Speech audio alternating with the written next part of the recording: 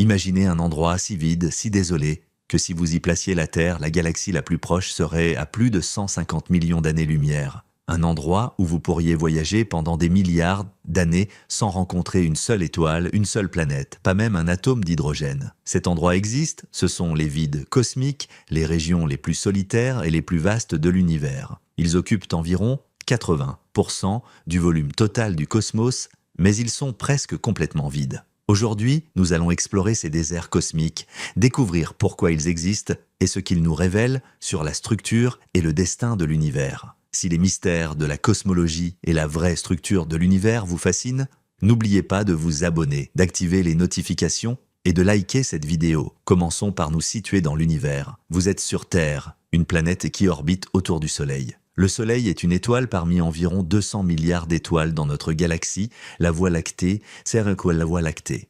La Voie lactée elle-même a un diamètre d'environ 100 000 années-lumière. Pour mettre cela en perspective, si vous voyagiez à la vitesse de la lumière, la chose la plus rapide possible dans l'univers, il vous faudrait 100 000 ans juste pour traverser notre galaxie d'un bout à l'autre. Mais la Voie lactée n'est qu'une galaxie parmi des milliards dans l'univers observable. Notre galaxie fait partie d'un groupe de galaxies appelé le groupe local qui contient environ 54 galaxies. La plus grande de ces galaxies est Andromède, située à environ 2,5 millions d'années-lumière de nous. Dans environ 4 milliards d'années, Andromède et la Voie lactée entreront en collision et fusionneront pour former une galaxie elliptique géante. Le groupe local, à son tour, fait partie d'une structure encore plus grande appelée le superamas de la Vierge, qui contient environ 100 groupes et amas de galaxies, et s'étend sur environ 110 millions d'années-lumière. Et le superamas de la Vierge lui-même fait partie d'une structure encore plus colossale appelée l'Aniakea, un superamas de superamas qui contient environ 100 000 galaxies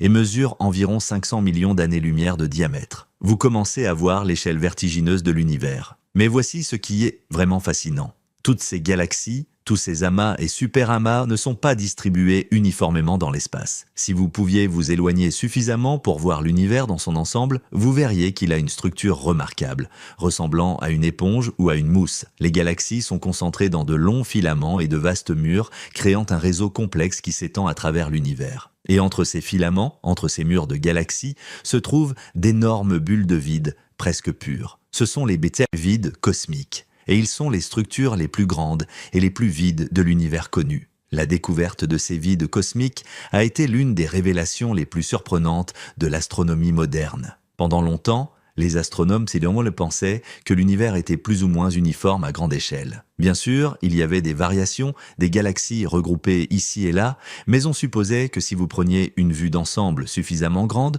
tout se moyennerait en une distribution uniforme. Cette hypothèse s'appelait le principe cosmologique, l'idée que l'univers est homogène et isotrope à grande échelle, ce qui signifie qu'il a la même apparence de partout et dans toutes les directions. Et à des échelles vraiment énormes, des milliards d'années-lumière. Cela reste vrai. Mais à des échelles intermédiaires, de quelques millions à quelques centaines de millions d'années-lumière, l'univers est tout sauf uniforme. La première indication de cette structure est venue dans les années 1970 et 1980, quand les astronomes ont commencé à cartographier systématiquement les positions et les distances des galaxies. Ces relevés ont révélé quelque chose d'étonnant. Les galaxies n'étaient pas dispersées au hasard, mais formaient des motifs, des structures filamenteuses et des concentrations entourées de grandes régions apparemment vides. En 1981, Robert Kirshner et ses collègues ont publié une étude qui a secoué la communauté astronomique. Ils avaient cartographié les positions de galaxies dans une région du ciel et découvert un vide énorme, une bulle d'espace contenant presque aucune galaxie.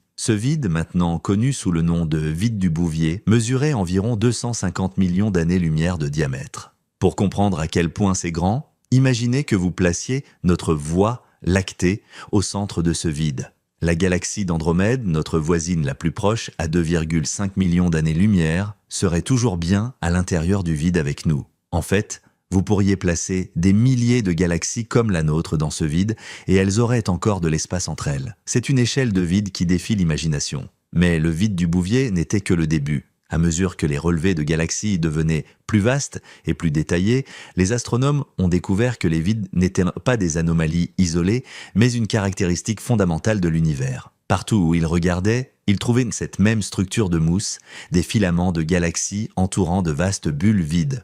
L'un des relevés les plus révélateurs a été le relevé CFA Redshift Survey mené dans les années 1980 par Margaret Geller, John Huchra et leurs collègues. Ce relevé a créé une carte tridimensionnelle de la distribution des galaxies. Et quand les résultats ont été publiés, ils ont montré une image frappante. Les galaxies formaient une structure ressemblant à des bulles de savon avec de longs filaments de galaxies entourant de grandes régions vides.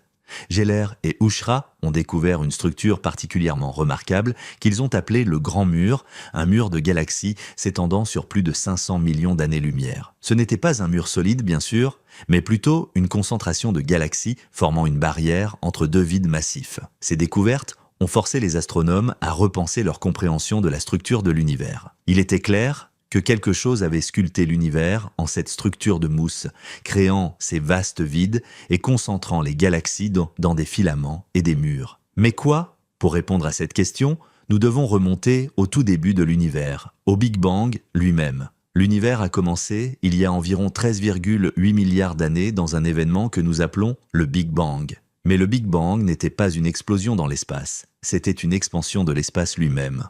Au début, l'univers était incroyablement chaud et dense, rempli d'un plasma de particules subatomiques. Il n'y avait pas d'atomes, pas d'étoiles, pas de galaxies, juste une soupe chaotique d'énergie et de particules. Mais même dans cet état primordial, il y avait de minuscules fluctuations, de petites variations de densité d'un endroit à l'autre. Ces fluctuations étaient incroyablement petites, seulement environ une partie sur 100 000, mais elles allaient devenir les graines de toute la structure que nous voyons dans l'univers aujourd'hui. D'où venaient ces fluctuations? Selon notre meilleure théorie actuelle, elles proviennent de l'inflation cosmique, une période de expansion extrêmement rapide qui s'est produite une fraction de seconde après le Big Bang. Pendant l'inflation, l'univers s'est agrandi d'un facteur d'au moins 10 puissance 26 en moins de 10 puissance moins 32 secondes. C'est une expansion si rapide qu'elle dépasse de loin la vitesse de la lumière, ce qui est permis car c'est l'espace lui-même qui s'expandait, pas quelque chose se déplaçant à travers l'espace. L'inflation a été proposée pour résoudre plusieurs problèmes en cosmologie,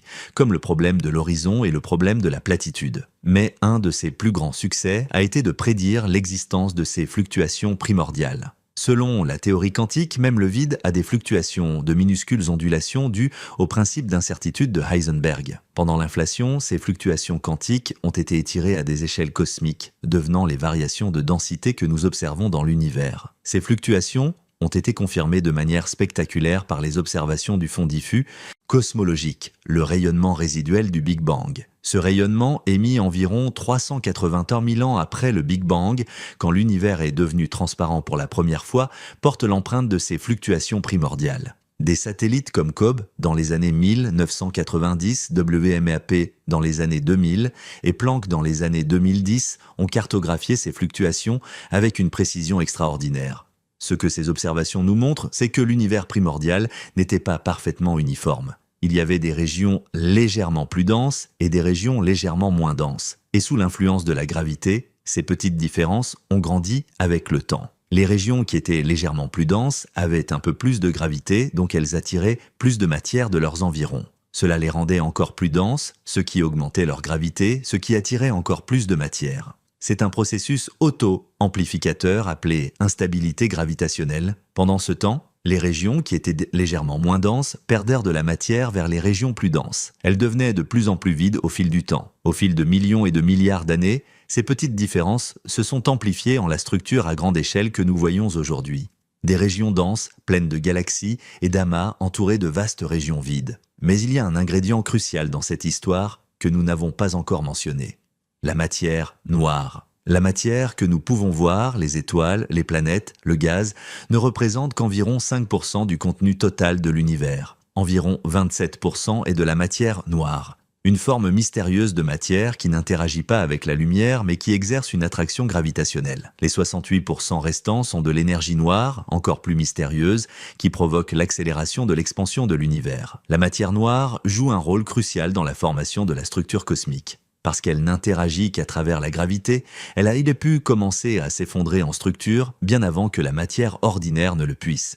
Dans l'univers primordial, la matière ordinaire était couplée au rayonnement par des interactions électromagnétiques, ce qui l'empêchait de s'effondrer.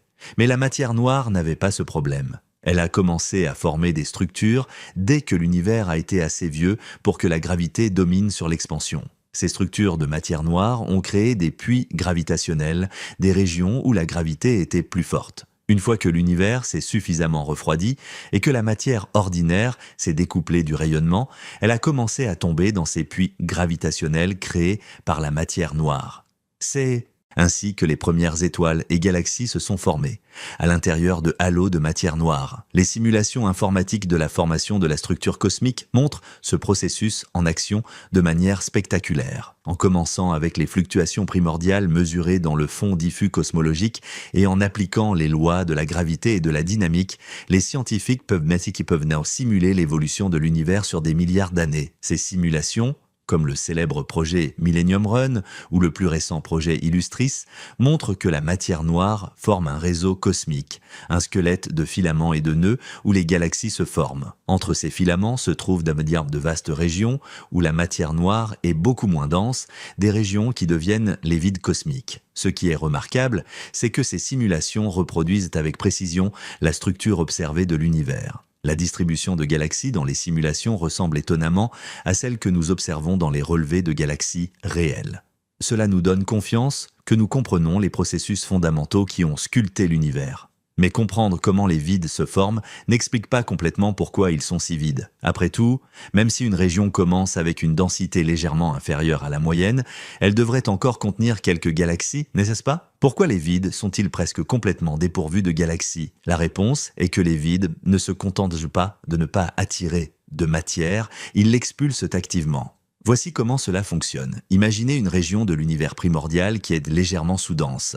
La gravité dans cette région est légèrement plus faible que dans les régions environnantes. Cela signifie que la matière dans cette région sous-dense est plus facilement attirée vers les régions surdenses voisines. Au fur et à mesure que la matière quitte la région sous-dense, celle-ci devient encore moins dense, ce qui affaiblit encore sa gravité. C'est un cercle vicieux.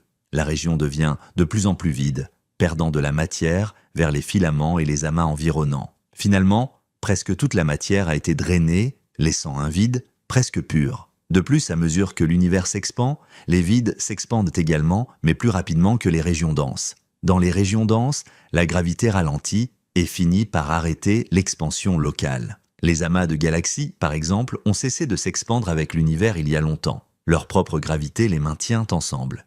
Mais dans les vides, où la gravité est faible, l'expansion cosmique continue sans entrave. Les vides grandissent donc avec le temps, devenant de plus en plus vastes et de plus en plus vides. Il y a aussi un autre facteur qui contribue au vide des vides, le manque de formation stellaire.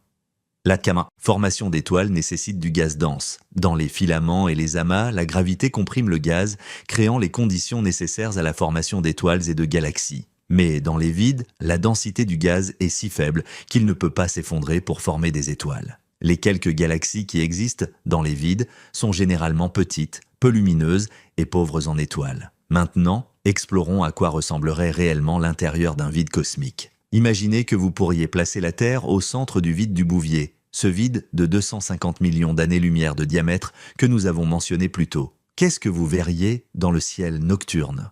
D'abord, la Voie lactée aurait disparu. Toutes les étoiles que nous voyons dans notre ciel nocturne font partie de notre galaxie. Mais si nous étions au centre d'un vide, il n'y aurait pas de galaxie. Il n'y aurait pas d'étoiles du tout. Le ciel serait complètement noir, excepté pour quelques points de lumière extrêmement faibles et lointains. Ces points de lumière seraient les galaxies à la périphérie du vide, à plus de 100 millions d'années-lumière de distance. Avec un télescope puissant, vous pourriez les voir, mais elles seraient incroyablement faibles, de minuscules taches de lumière presque perdues dans l'obscurité. Sans télescope, le ciel serait pratiquement noir, dépourvu de toute étoile visible. Ce serait une solitude absolue. Si vous étiez seul sur une planète au centre d'un vide cosmique, vous seriez plus isolé que n'importe quel être dans l'univers observable. Les galaxies les plus proches seraient à des distances si vastes que même voyager à la vitesse de la lumière, il vous faudrait des centaines de millions d'années pour en atteindre une. La lumière de ces galaxies mettrait tout ce temps à vous parvenir, vous montrant non pas leur état actuel, mais leur état tel qu'il était il y a des centaines de millions d'années. Et ce n'est pas seulement la lumière qui serait rare. Dans un vide cosmique, la matière elle-même est extrêmement rare. Entre les galaxies dans des régions normales de l'univers, il y a environ un atome par mètre cube, principalement de l'hydrogène. C'est déjà un vide extraordinaire, bien meilleur que n'importe quel vide que nous pouvons créer en laboratoire sur Terre. Mais dans les vides cosmiques, la densité est encore plus faible, peut-être un dixième ou un centième de cela. Pour mettre cela en perspective, l'air que vous respirez contient environ 10 puissance 25 molécules par mètre cube. Le meilleur vide que nous pouvons créer sur Terre contient environ 10 puissance 6 molécules par mètre cube. L'espace intergalactique normal contient environ un atome par mètre cube, soit 10 puissance 0 atomes. Et les vides cosmiques contiennent peut-être 0,1 atome par mètre cube ou moins. C'est un vide si parfait qu'il est presque inconcevable. Si vous étendiez votre main dans un vide cosmique, il pourrait ne pas y avoir un seul atome touchant votre peau. Vous seriez entouré de néant presque pur. Mais presque est le mot-clé ici. Les vides cosmiques ne sont pas complètement vides. Ils contiennent encore quelque chose. D'abord, il y a le fond diffus cosmologique, ce rayonnement résiduel du Big Bang qui remplit tout l'univers. Ce rayonnement est partout, même dans les vides les plus profonds. C'est une lumière micro-ondes extrêmement faible, avec une température d'environ 2,7 degrés au-dessus du zéro absolu, mais elle est là. Il y a aussi quelques particules de matière ordinaire, principalement de l'hydrogène et de l'hélium, bien qu'en quantité extrêmement faible, et il y a la matière noire. Même dans les vides, la matière noire est présente, bien qu'à une densité beaucoup plus faible que dans les filaments et les amas. La matière noire ne s'agglutine pas aussi fortement que la matière ordinaire, donc elle est plus uniformément distribuée. Et puis, il y a l'énergie noire, cette force mystérieuse qui provoque l'accélération de l'expansion de l'univers. L'énergie noire semble être uniformément distribuée dans tout l'espace, y compris dans les vides. En fait, c'est dans les vides que l'énergie noire domine le plus complètement, car il y a si peu de matière ordinaire ou de matière noire pour contrer son effet. C'est l'énergie noire qui est responsable de l'expansion accélérée de l'univers,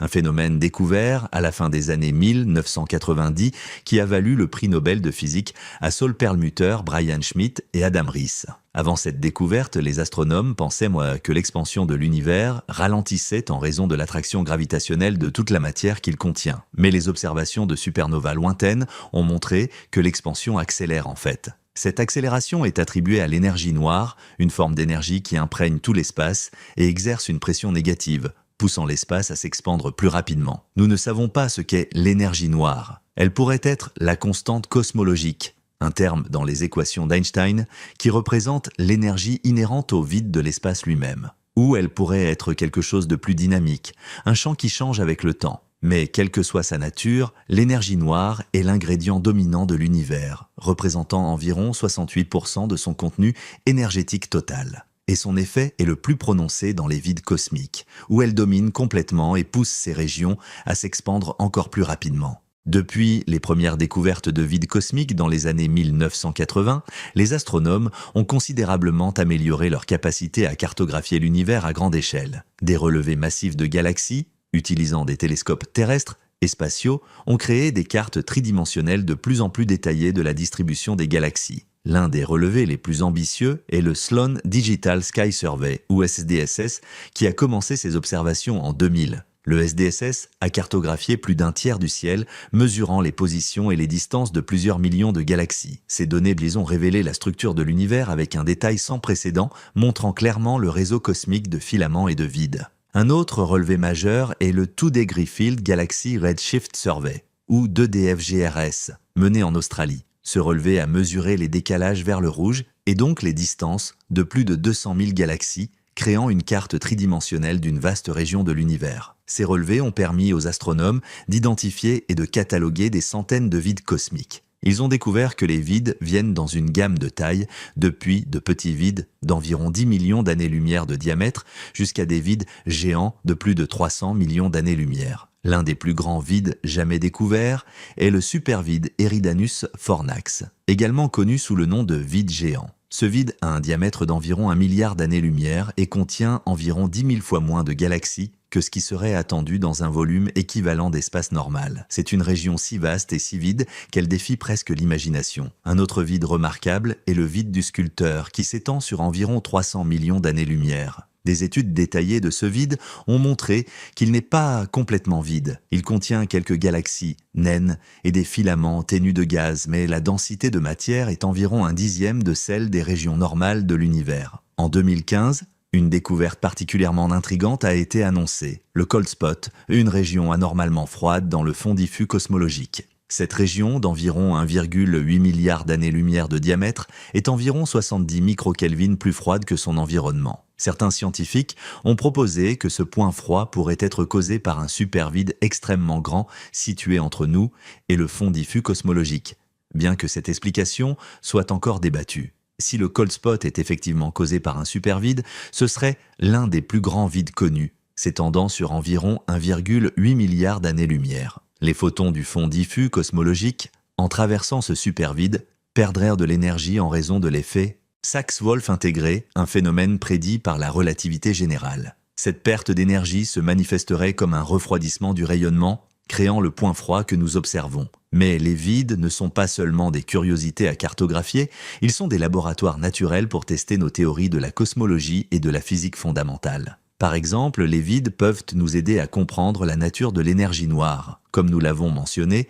l'énergie noire domine dans les vides, où il y a peu de matière pour contrer son effet. En étudiant comment les vides évoluent au fil du temps, comment ils s'expandent et comment leur expansion change, nous pouvons tester différents modèles d'énergie noire. Certains modèles prédisent que l'énergie noire est vraiment constante dans le temps et l'espace, tandis que d'autres suggèrent qu'elle pourrait varier. Les observations des vides pourraient nous aider à distinguer entre ces possibilités. Les vides peuvent aussi nous aider à tester la relativité générale elle-même. La théorie d'Einstein prédit comment la gravité affecte la trajectoire de la lumière. En observant comment la lumière de galaxies distantes est déviée en passant à travers ou autour des vides, nous pouvons tester si la gravité se comporte comme Einstein l'a prédit, même à ces échelles cosmiques énormes. Il y a également la question fascinante de savoir si les vides sont vraiment vides de toute galaxie. Les relevés initiaux ont suggéré que les vides ne contenaient pratiquement aucune galaxie brillante. Mais des observations plus profondes, avec des télescopes plus sensibles,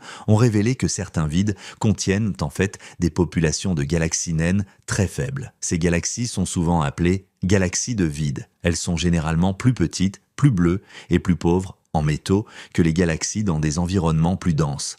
Cela suggère qu'elles ont évolué différemment dans un environnement où les interactions avec d'autres galaxies sont rares et où l'approvisionnement en gaz frais pour former des étoiles est limité. L'étude de ces galaxies de vide peut nous en dire beaucoup sur comment les galaxies évoluent. Dans les environnements denses, les galaxies interagissent fréquemment, fusionnent et sont influencées par le gaz chaud intergalactique. Mais dans les vides, les galaxies évoluent dans un isolement presque complet. Elles nous montrent à quoi ressemble l'évolution galactique dans les conditions les plus tranquilles possibles. Une découverte particulièrement intéressante est que certaines galaxies de vide semblent avoir des taux de formation stellaire plus élevés que ce qui serait attendu pour leur masse. Cela pourrait être parce qu'elles n'ont pas été perturbées par des interactions avec d'autres galaxies, leur permettant de former des étoiles de manière plus stable et continue. Il y a aussi des indices que les vides pourraient contenir des structures de matière noire que nous n'avons pas encore détectées. La matière noire ne peut pas être vue directement,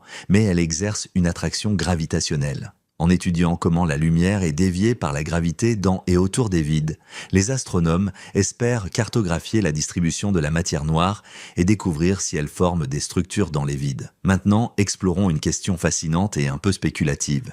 Et si une civilisation intelligente émergeait dans un vide cosmique ? Comment leur compréhension de l'univers serait-elle affectée par leur environnement unique ? Imaginez une planète en orbite autour d'une étoile dans une galaxie naine, au centre d'un vide cosmique.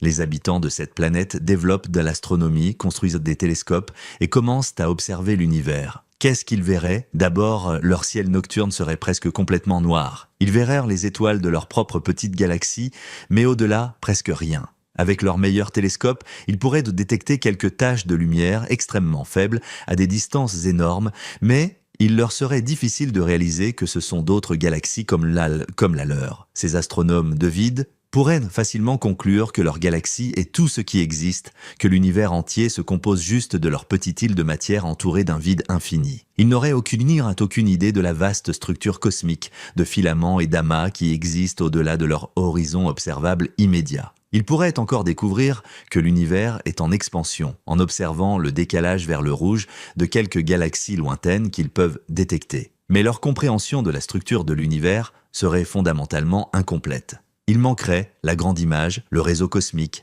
la répartition de la matière à grande échelle. Cette pensée-expérience n'est pas juste un jeu intellectuel. Elle nous rappelle à quel point notre emplacement dans l'univers affecte ce que nous pouvons observer et comprendre. nous avons la chance de vivre dans une région relativement dense de l'univers, dans un filament du réseau cosmique, entouré de nombreuses galaxies. Cela nous a permis de découvrir la structure à grande échelle de l'univers. Mais même nous sommes limités par notre emplacement dans l'espace et le temps. Nous ne pouvons voir que la portion de l'univers d'où la lumière a eu le temps de nous atteindre depuis le Big Bang. C'est ce qu'on appelle l'univers observable, et il a un rayon d'environ 46,5 milliards d'années-lumière. Au-delà se trouve l'univers inobservable qui pourrait être infini. De plus, l'expansion accélérée de l'univers signifie que certaines galaxies s'éloignent de nous plus vite que la vitesse de la lumière à cause de l'expansion de l'espace entre nous. Nous ne pourrons jamais les atteindre et avec le temps, elles disparaîtront au-delà de notre horizon cosmique. Dans un futur lointain, peut-être dans 100 milliards d'années, toutes les galaxies en dehors de notre groupe local auront disparu au-delà de l'horizon, emportées par l'expansion accélérée. Les astronomes du futur, dans ces 100 milliards d'années, se trouveraient dans une situation similaire à celle des astronomes hypothétiques du vide. Ils verraient leur propre groupe local de galaxies, qui aura fusionné en une seule galaxie elliptique géante, entourée d'un espace apparemment vide. Ils pourraient ne jamais réaliser que l'univers était autrefois rempli de milliards d'autres galaxies. Cette réalisation a conduit certains cosmologistes à se demander: y a-t-il des choses que nous manquons dans notre compréhension actuelle de l'univers, parce que nous sommes limités par notre emplacement et notre époque? Y a-t-il des structures ou des phénomènes au-delà de notre horizon observable qui changeraient fondamentalement notre compréhension si nous pouvions les voir? C'est une question humiliante mais aussi excitante. Elle nous rappelle que malgré tous nos progrès en cosmologie, il y a encore beaucoup que nous ne savons pas, et peut-être des choses que nous ne pouvons pas savoir avec nos limitations actuelles. Revenons à notre civilisation hypothétique dans le vide. Il y a une autre considération intéressante, l'expansion des vides. Comme nous l'avons mentionné, les vides s'expandent de plus rapidement que les régions denses de l'univers parce qu'il y a moins de gravité pour contrer l'expansion cosmique. Cela signifie que si une civilisation vivait dans un vide, elle verrait l'univers s'expandre encore plus rapidement que nous ne le voyons. Pour eux, l'effet de l'expansion accélérée serait encore plus prononcé. Les galaxies distantes s'éloigneraient encore plus rapidement. L'univers leur semblerait se vider encore plus rapidement que pour nous.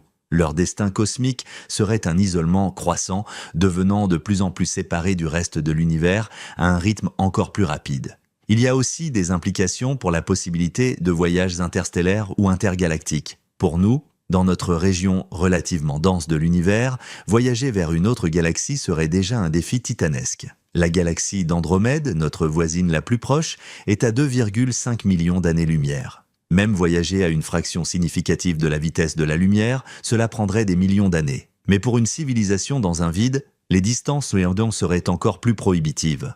La galaxie la plus proche pourrait être à 100 millions d'années-lumière ou plus. Même avec une technologie très avancée, le voyage intergalactique serait essentiellement impossible. Ils seraient condamnés à rester dans leur propre galaxie, quelle que soit leur avancée technologique. Cela soulève une question intéressante pour la recherche de vie extraterrestre. Si la vie et l'intelligence peuvent émerger dans les vides cosmiques, il pourrait y avoir des civilisations avancées là-bas.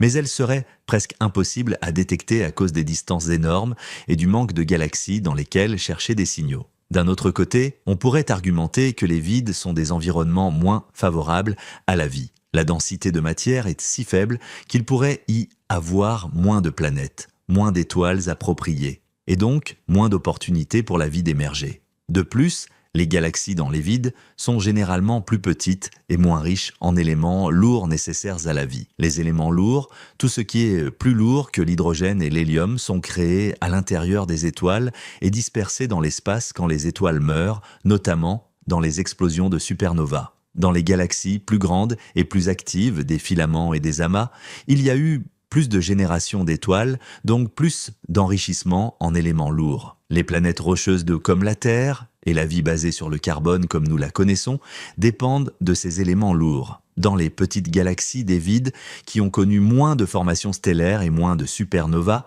la métallicité, comme les astronomes appellent l'abondance d'éléments lourds, est plus faible. Cela pourrait signifier moins de planètes rocheuses et donc moins de chances pour la vie. Mais c'est spéculatif. Nous ne comprenons toujours pas complètement les conditions nécessaires à l'émergence de la vie. Il est possible que la vie puisse surgir dans des environnements que nous n'avons pas encore imaginés. Les vides cosmiques, malgré leur désolation apparente, pourraient encore abriter des surprises.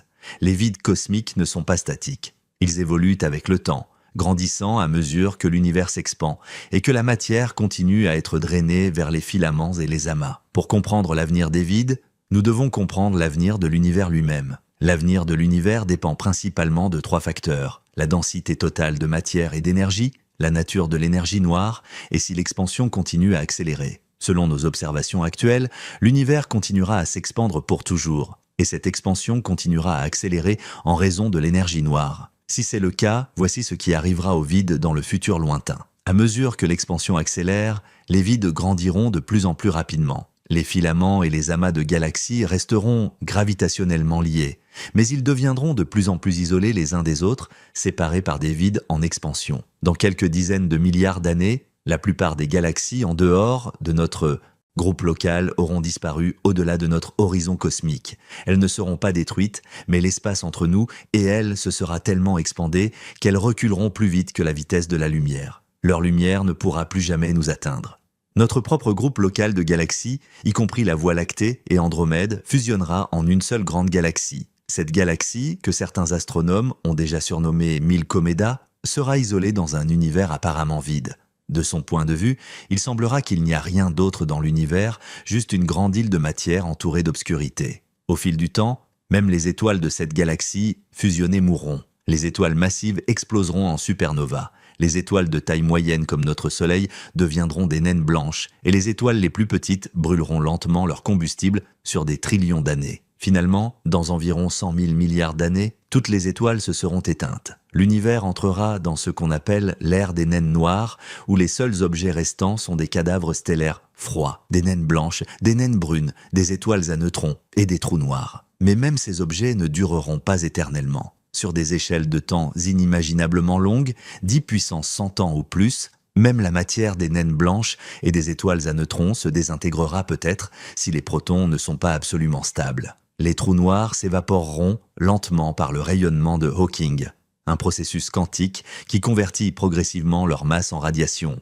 À la fin, dans un avenir si lointain qu'il dépasse presque l'imagination, l'univers entier pourrait devenir un vide cosmique géant. Il n'y aurait plus de structures, plus de galaxies, plus d'étoiles, juste un océan infini d'espace en expansion contenant quelques particules dispersées et un faible rayonnement. Ce scénario est parfois appelé la mort thermique de l'univers ou le Big Freeze. Dans cet univers final, les vides cosmiques que nous observons aujourd'hui auront fusionné en un seul vide universel. La distinction entre vides et filaments n'aura plus de sens car tout sera devenu vide. C'est un destin sombre et mélancolique pour le cosmos, mais c'est ce que nos meilleures théories actuelles prédisent. Cependant, il y a des incertitudes. Nous ne comprenons pas vraiment la nature de l'énergie noire. Si l'énergie noire change avec le temps, le destin de l'univers pourrait être différent. Certains modèles suggèrent que l'énergie noire pourrait devenir plus forte avec le temps, conduisant à un scénario appelé le Big Rip, où l'expansion devient si rapide qu'elle déchire finalement les galaxies, les étoiles, les planètes et même les atomes. D'autres modèles suggèrent que l'énergie noire pourrait s'affaiblir, ou même devenir attractive, conduisant potentiellement à un Big Crunch où l'univers s'effondre sur lui-même. Mais selon nos observations actuelles, le Big Freeze semble le plus probable. Il y a aussi la possibilité que notre compréhension de la physique soit incomplète. Peut-être y a-t-il des processus ou des forces que nous n'avons pas encore découverts qui changeront le destin de l'univers. La science est toujours ouverte à de nouvelles découvertes qui pourraient révolutionner notre compréhension. Mais même si le Big Freeze est notre destin, il y a quelque chose de profondément poétique dans l'idée que l'univers a commencé dans un état de densité et de chaleur extrême, le Big Bang, et se terminera dans un état de vide et de froid extrême. C'est comme si l'univers était une symphonie qui commence dans un crescendo assourdissant et se termine dans un silence absolu. Les vides, cosmiques, ces régions que nous trouvons si désolées et si vides aujourd'hui, sont en quelque sorte un aperçu de ce futur lointain. Ils nous montrent à quoi ressemble l'univers quand la matière est rare et que l'expansion domine. En étudiant les vides, nous étudions non seulement la structure actuelle de l'univers, mais aussi son destin ultime. Les vides cosmiques soulèvent aussi des questions philosophiques profondes sur la nature de l'existence, du vide et de la réalité elle-même. Qu'est-ce que cela signifie d'être vide ? Y a-t-il vraiment quelque chose comme un vide pur, ou y a-t-il toujours quelque chose, même dans les régions les plus désolées de l'univers ? Les physiciens ont débattu de la nature du vide pendant des siècles. Dans la physique classique, le vide était simplement l'absence de matière, un espace complètement vide. Mais la mécanique quantique a changé cette image. Selon la théorie quantique des champs, même le vide le plus parfait est rempli de ce qu'on appelle des fluctuations quantiques du vide. Ces fluctuations y sont des paires de particules virtuelles qui apparaissent et disparaissent constamment, empruntant de l'énergie au vide pour une fraction de seconde avant de s'annihiler mutuellement. Ce processus est permis par le principe d'incertitude de Heisenberg, qui dit que l'énergie peut fluctuer pour de très courtes périodes de temps. Ces fluctuations quantiques ne sont pas juste théoriques. Elles ont des effets mesurables, comme l'effet Casimir, où deux plaques métalliques placées très près l'une de l'autre dans le vide sont poussées ensemble par la pression des fluctuations quantiques. Elles contribuent aussi au décalage de Lamb, un petit changement dans les niveaux d'énergie des atomes causé par l'interaction avec le vide quantique. Donc, même dans les vides cosmiques, il n'y a pas vraiment de vide absolu. Il y a toujours les fluctuations quantiques, l'énergie noire et le fond diffus cosmologique. Le vide, au sens philosophique d'une absence totale, n'existe peut-être pas vraiment. Cette réalisation a des implications profondes. Elle suggère que le néant pur n'existe pas dans notre univers. Il y a toujours quelque chose, même si ce quelque chose est simplement l'énergie inhérente au vide de l'espace lui-même. Certains philosophes et physiciens ont suggéré que cela pourrait avoir des implications pour la question de pourquoi il y a quelque chose plutôt que rien. Peut-être que le néant est instable et se transforme spontanément en quelque chose à travers des processus quantiques. Les vides cosmiques nous invitent aussi à réfléchir sur la nature de la solitude et de l'isolement à l'échelle cosmique.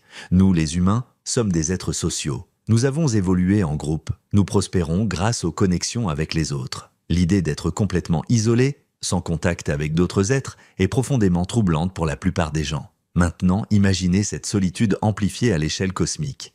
Imaginez être la seule civilisation consciente dans un vide cosmique, sachant qu'il n'y a personne d'autre à des centaines de millions d'années-lumière dans n'importe quelle direction. Aucune possibilité de contact, aucune possibilité de savoir si vous êtes vraiment seul ou non. C'est une solitude d'une profondeur que nous pouvons à peine concevoir. Mais peut-être y a-t-il aussi quelque chose de libérateur dans cette solitude. Sans distraction externe, sans la présence d'autres civilisations, une société pourrait peut-être se concentrer entièrement sur sa propre croissance intérieure, sur la compréhension d'elle-même et de l'univers. Elle pourrait développer une philosophie et une culture unique, non influencées par d'autres. Il y a aussi une leçon d'humilité dans les vides cosmiques. Il nous rappelle à quel point l'univers est vaste et à quel point nous sommes petits.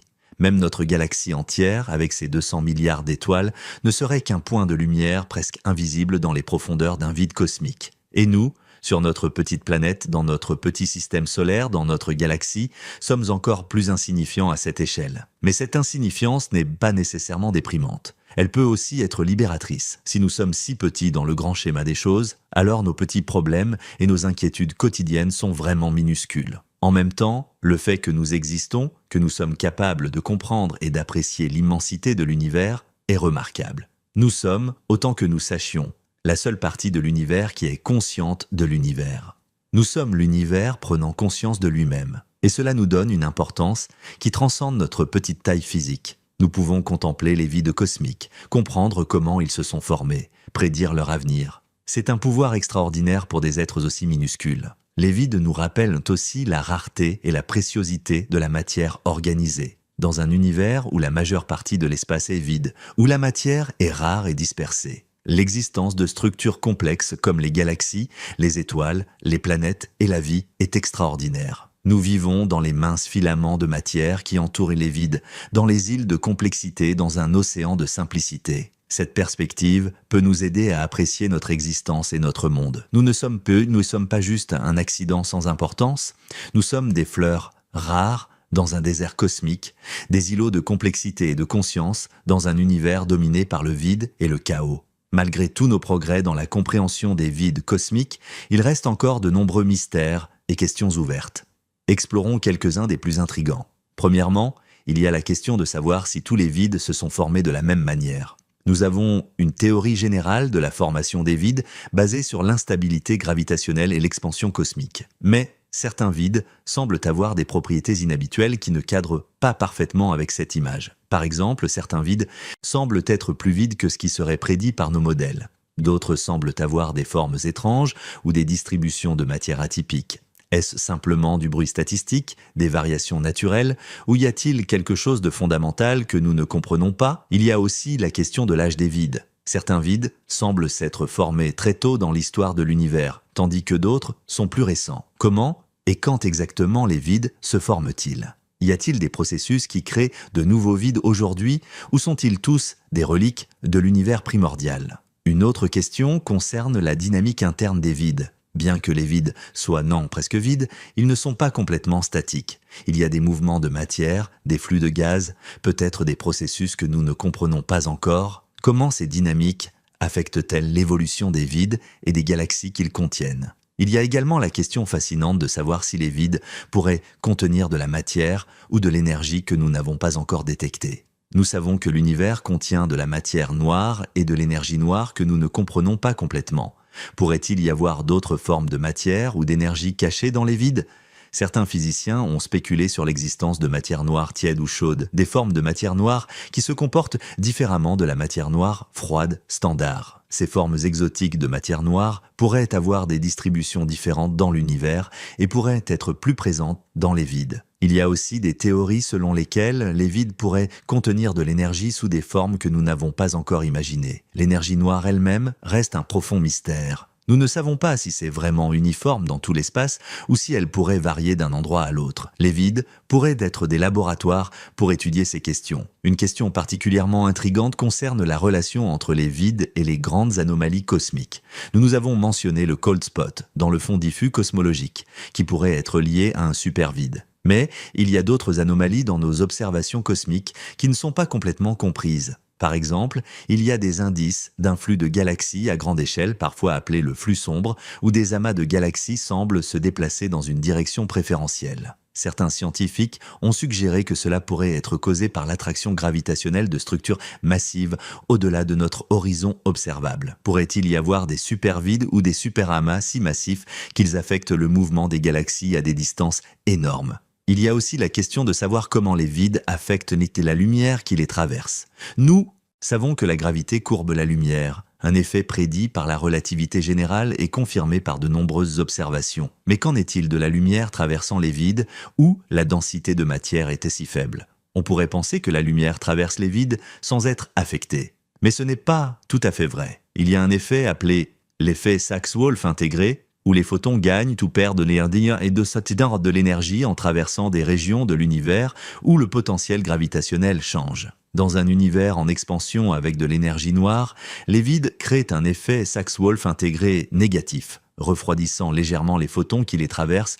Cet effet est très faible. Mais il a été détecté dans des études corrélant la distribution des vides avec le fond diffus cosmologique. En étudiant cet effet en détail, nous pouvons en apprendre davantage sur la distribution de la matière noire, la nature de l'énergie noire et la géométrie de l'univers. Une autre question fascinante concerne les galaxies qui tombent dans les vides. Bien que les vides se vident, généralement de matière, il pourrait y avoir des galaxies à la périphérie qui sont attirées vers l'intérieur par des perturbations gravitationnelles. Comment ces galaxies évoluent-elles lorsqu'elles entrent dans l'environnement extrêmement isolé d'un vide? Des observations récentes ont suggéré que certaines galaxies dans les vides montrent des signes d'avoir été récemment perturbées, peut-être par des interactions avec d'autres galaxies avant d'entrer dans le vide. Ces galaxies pourraient nous en dire beaucoup sur les processus dynamiques à l'œuvre aux frontières des vides.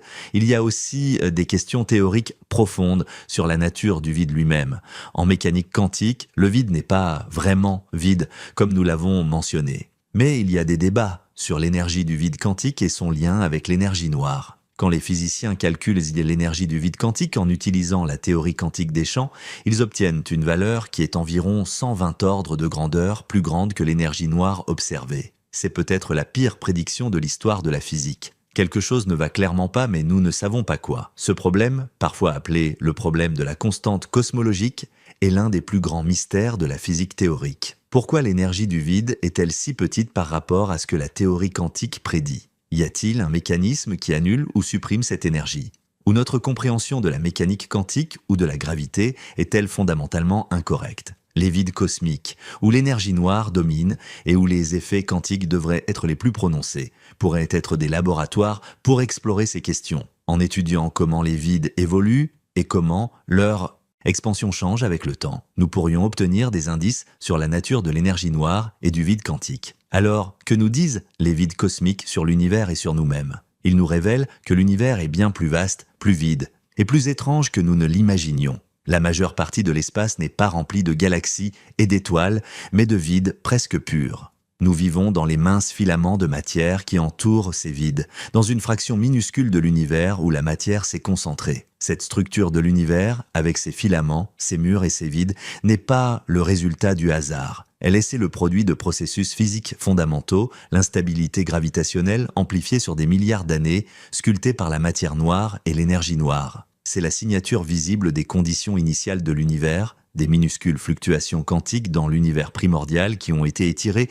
à des échelles cosmiques par l'inflation. Les vides nous enseignent aussi l'humilité. Ils nous montrent que notre galaxie, notre système solaire, notre planète ne sont que de minuscules îlots dans un océan de vide. Si nous étions placés au centre d'un vide cosmique, nous serions plus isolés que nous ne pouvons l'imaginer, séparés de toute autre galaxie par des centaines de millions d'années-lumière. Mais en même temps, les vides nous rappellent à quel point la matière organisée est rare et précieuse. L'existence de structures complexes, de galaxies, d'étoiles, de planètes et de vie est extraordinaire dans un univers dominé par le vide.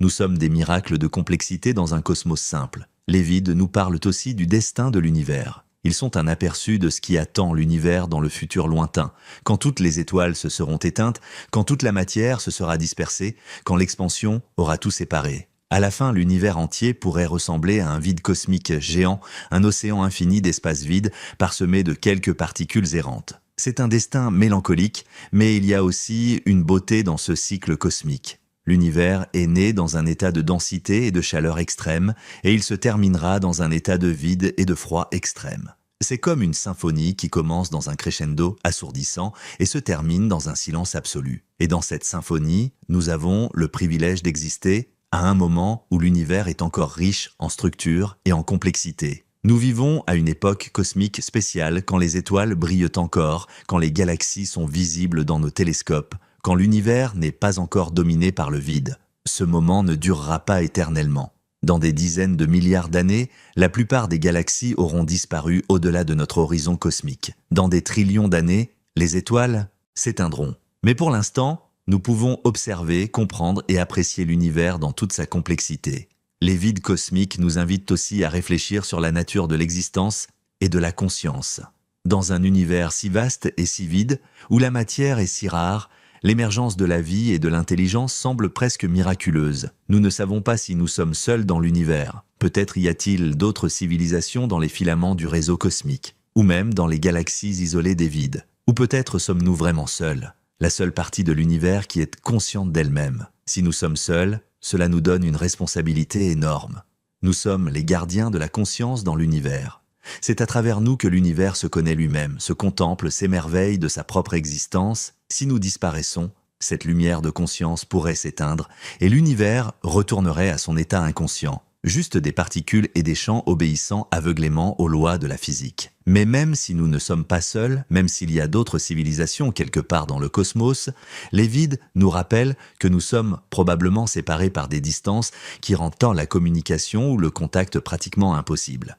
Nous pourrions tous être des îlots de conscience dans un océan de vide, chacun contemplant les étoiles et se demandant si quelqu'un d'autre regarde aussi. Cette solitude cosmique peut sembler triste, mais elle peut aussi être source d'inspiration. Elle nous pousse à chérir notre monde, notre civilisation, notre existence. Elle nous rappelle que nous sommes tous dans le même bateau sur cette petite planète bleue, dans ce vaste univers. Nos différences, nos conflits, nos divisions semblent bien petites quand on les compare à l'immensité et au vide du cosmos. Les vides cosmiques nous enseignent également la patience et la perspective à long terme. Les processus qui ont créé les vides ont pris des milliards d'années. L'univers évolue sur des échelles de temps qui dépassent de loin notre compréhension humaine.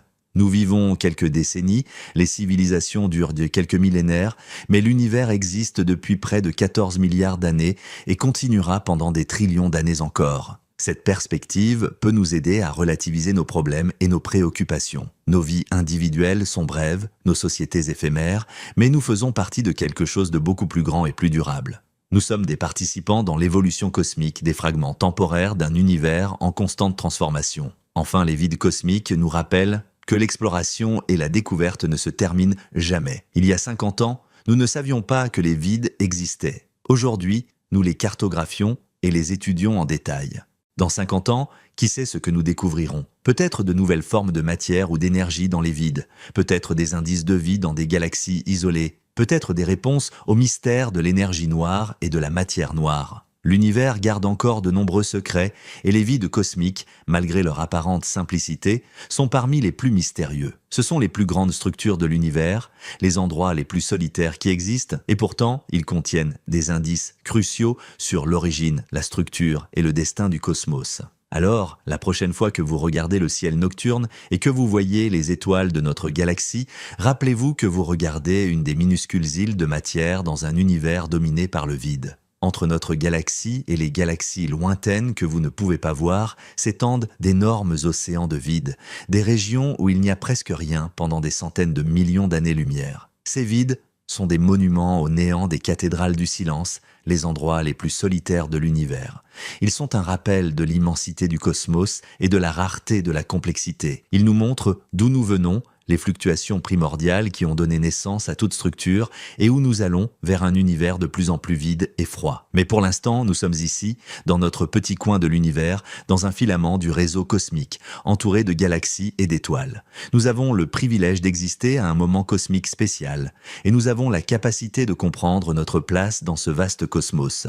C'est un cadeau extraordinaire et il nous appartient de l'apprécier et de le chérir. Les vides cosmiques sont plus qu'une curiosité astronomique. Ils sont une fenêtre sur la nature fondamentale de l'univers, un laboratoire pour tester nos théories les plus profondes et un miroir qui réfléchit notre propre existence et notre place dans le cosmos. En étudiant les endroits les plus solitaires de l'univers, nous en apprenons non seulement sur l'univers, mais aussi sur nous-mêmes. Merci d'avoir regardé cette exploration des vides cosmiques, les endroits les plus solitaires de l'univers. Si cette vidéo vous a fasciné et vous a donné une nouvelle perspective sur le cosmos, n'oubliez pas de vous abonner à la chaîne, de liker cette vidéo et d'activer les notifications. Et dites-moi dans les commentaires comment vous sentez-vous en sachant que vous vivez dans une des rares régions denses de l'univers, entourée de vides si vastes qu'ils dépassent l'imagination. La solitude cosmique vous effraie-t-elle ou vous inspire-t-elle? À bientôt pour une nouvelle exploration des mystères fascinants de notre univers extraordinaire.